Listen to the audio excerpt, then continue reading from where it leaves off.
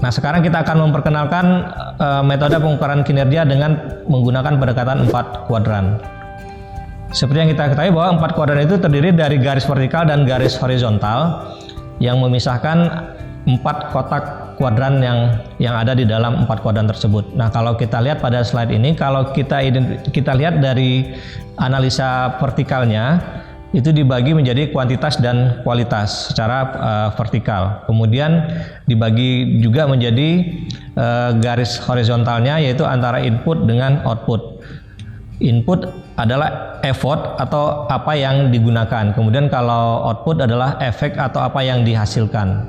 Nah, kombinasi antara input, output dengan kuantitas kualitas inilah yang menjadi 4 kuadran di dalam pengidentifikasian indikator kinerja. Nah, kalau kita lihat di slide 4 kuadran yang lengkap ini, input itu terdiri dari 2 kuadran, yaitu kuantitas dan kualitas. Bagaimana mengidentifikasi input yang baik adalah mengidentifikasi input sampai ke kualitas inputnya.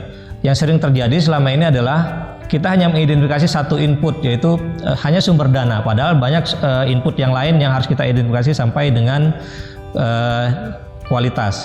Jadi kalau kita hanya sampai di kuadran pertama, yaitu input kuantitas, itu hanya mengidentifikasi berapa banyak pelayanan yang disediakan. Nah, kalau kita mengidentifikasi sampai ke kuadran kedua, itu sampai kita mengidentifikasi berapa baik pelayanan itu disediakan. Kemudian di kolom bawahnya, yaitu kolom output, itu juga harus sampai ke kualitas outputnya.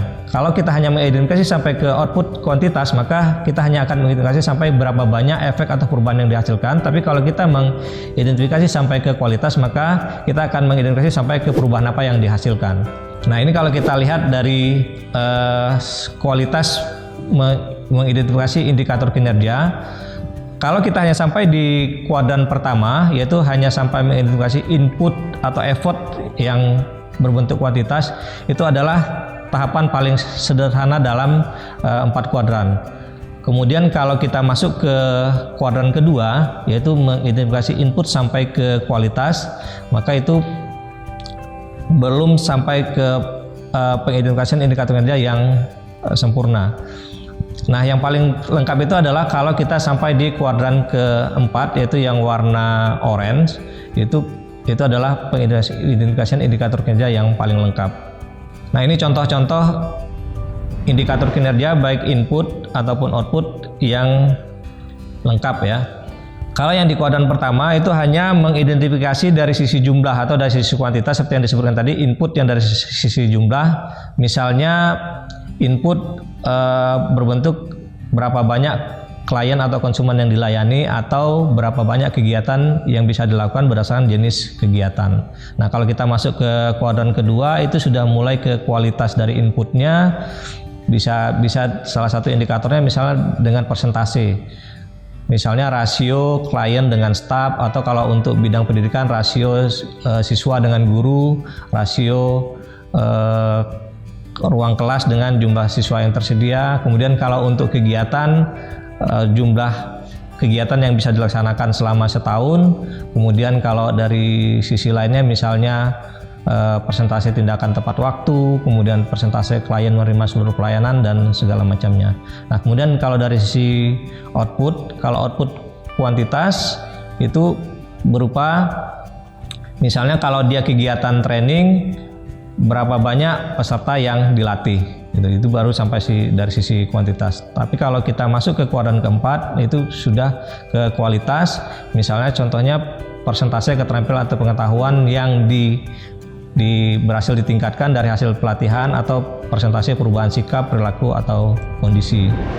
Nah, ini contoh-contoh pengukuran input dari sisi kuantitas. Misalnya dari sisi jumlah tenaga atau jumlah orang yang berhak atas pelayanan, kemudian persentase ton aspal yang diterima, kemudian jumlah perpustakaan yang dikeluarkan, jumlah permohonan izin yang diterima, dan seterusnya. Jadi lebih, kalau yang input kuantitas itu lebih ke berbentuk jumlah. Kemudian kalau yang ke kualitas itu lebih berbentuk persentase seperti rasio tenaga ahli, rasio staf dibandingkan jumlah penduduk yang dilayani, dan seterusnya. Sedangkan kalau dari sisi output, kalau output kuantitas misalnya jumlah keluhan yang diterima, kemudian jumlah permohonan yang diizinkan, jumlah perizinan yang dikeluarkan, jumlah ton material yang didistribusikan, jumlah inspeksi yang dilakukan, dan jumlah orang yang hadir kalau untuk kegiatan training dan segala macamnya. Kemudian kalau dari sisi kualitas, nah kualitas inilah yang nanti menjadi outcome dari suatu kegiatan, misalnya persentase pengurangan kecelakaan lalu lintas, kemudian persentase kenaikan badan usaha baru, persentase jumlah usaha yang mati peraturan, atau persentase pengurangan siswa yang putus sekolah, ini kalau untuk yang bidang pendidikan, kemudian jumlah persimpangan yang bebas macet pada jam yang padat.